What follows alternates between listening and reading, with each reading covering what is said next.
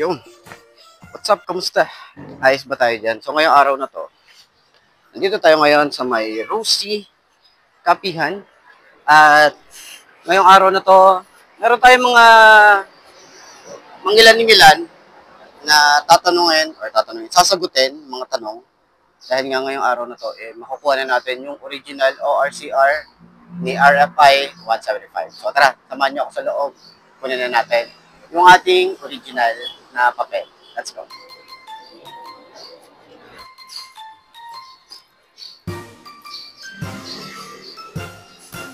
Wala pa yun lang. ID. Hello, ma'am. Kunin ko lang yung papel.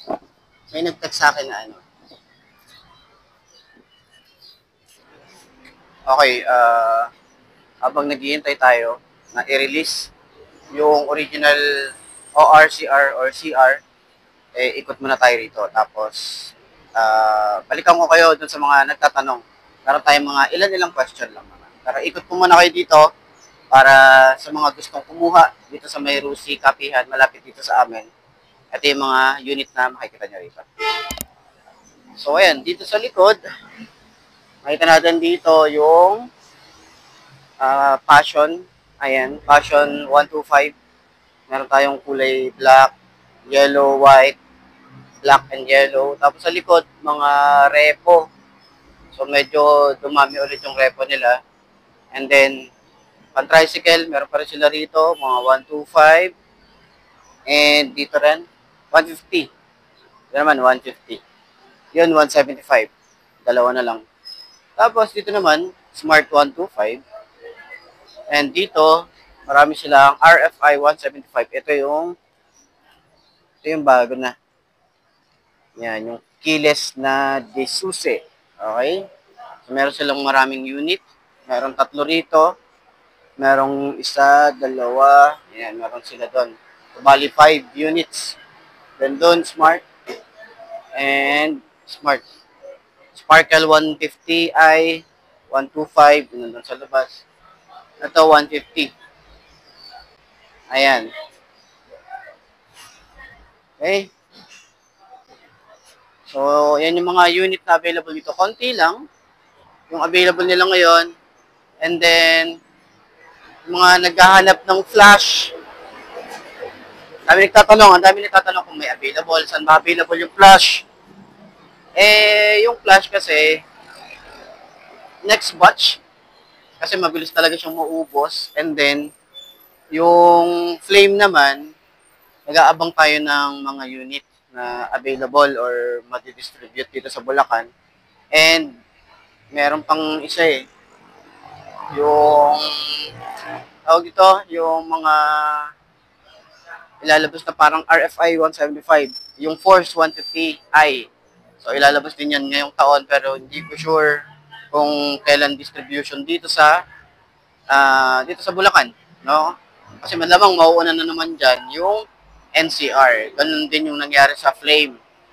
NCR yung nauna, kaya sa ibang mga vlogger, napanood nyo na, pero dito sa amin, wala pa. Pero once na nagkaroon, update ko kayo dahil sa mga nag-aabang din dito sa amin. Okay? So, yun, update vlogs para doon. Okay? So, itong vlog natin na ngayon, in-update ko lang kayo. Okay? Tapos meron lang tayong tatanungin or sasagutin ng mga tanong na galing sa inyo. Okay? Yun o, nakuha na natin.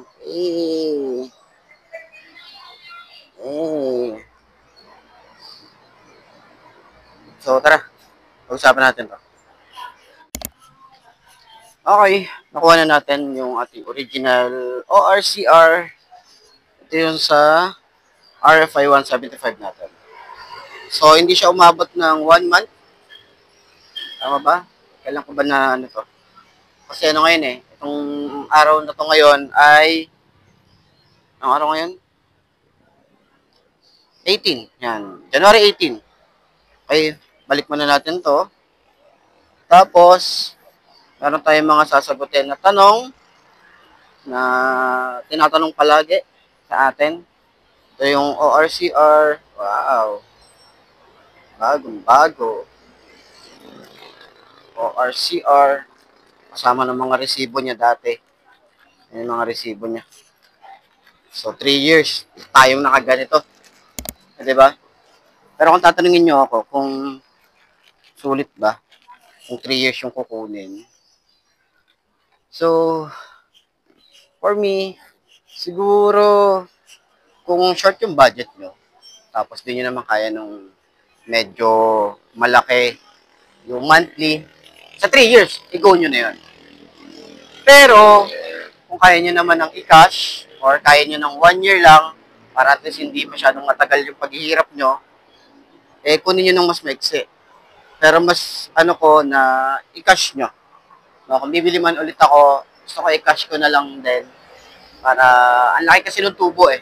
Kasi nakuha ko yun sa akin, itong si RFI, ng 94. Hindi ko siya nakuha ng 97, 94 ko siya. Kasi nag-start siya ng 90. Tapos nung nag-upgrade, naging 92. So, nung nag-upgrade ulit, 94. And ngayon, 97. Diba? So, gaano daw katagal inabot yung pagkuha ko ng ORCR. So, ngayon nga po, yun yung sinasagot natin na umabot lang siya ng less than 1 month na nakuha natin. Tapos, tago nyo yung maigi. Huwag nyo masyadong lulukutin. Pwede nyo siyang ibalot sa mas safe na nalalagyan, eh, lagay nyo doon para at least hindi siya ma-fade or hindi siya mabusok. Okay? Sulit nga ba yung RFI 175?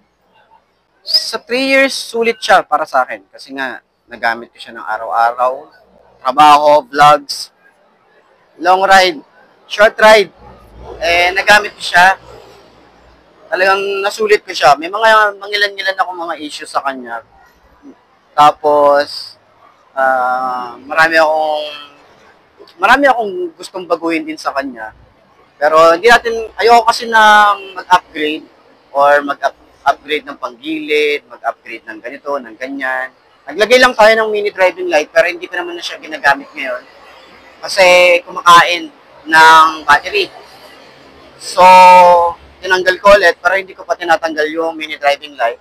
Hindi ko sure kung gumagana pa siya pero bala ko na siyang tanggalin kasi parang hindi ko rin siya prepared.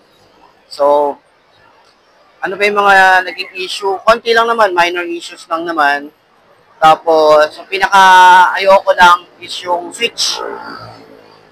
Parang magto 2 years nung medyo nagkatopak siya.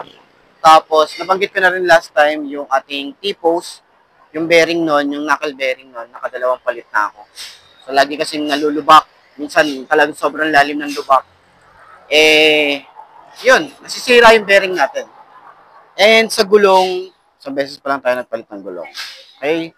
Tapos, meron din tayong balak na magpalit ng gulong. Balak kong bumili ng gulong kasi nga 3 years na rin tong gulong sa harap. Idadamay na natin yung sa likod, medyo pudpud na rin. So, bibili tayo ng parang dual sport na gulong para sa mga lubak, 'di ba, dito sa atin. So, pangatlo, pwede daw bang gawing move it, joyride, or pang-deliver ng parcel itong RFI 175? Pwede naman. Marami ako nakikita na ganun. Kahit anong motorcycle naman eh, pwede nyo gawin pang move it, or joyride, or pang JNT, Lazada. Pwede naman, no? Kahit yung mga motorcycle ni Rusi, pwede nyo gawin yan. Basta pasok doon sa standard na hinihingi ng company. Okay, kunyari, dapat naka Euro 3, dapat FI, or ano, di ba? Depende yan. Kasi marami ako nakikita na pinanglalalamove din itong RFI 175.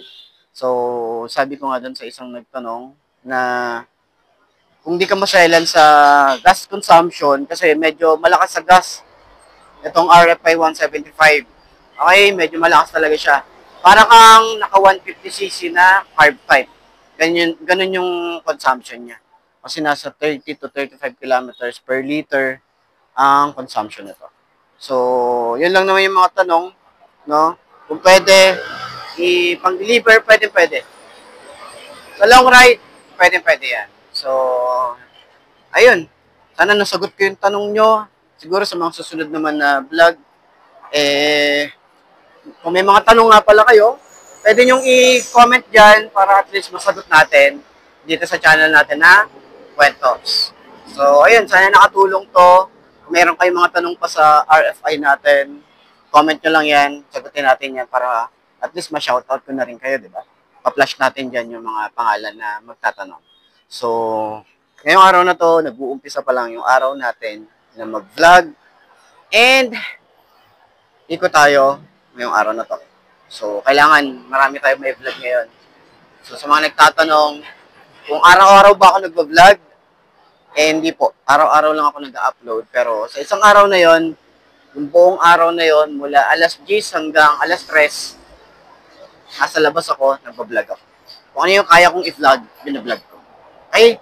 So, tara, samahan nyo ako. Hindi pa tayo sa kabilang channel. Panoorin nyo yung ating mga walk-around review, moto review, moto visit. Diba? So, tara, samahan nyo ako doon. And maraming salamat. Ngayong araw na to, sa episode natin ngayon sa Kwentox. Aisha.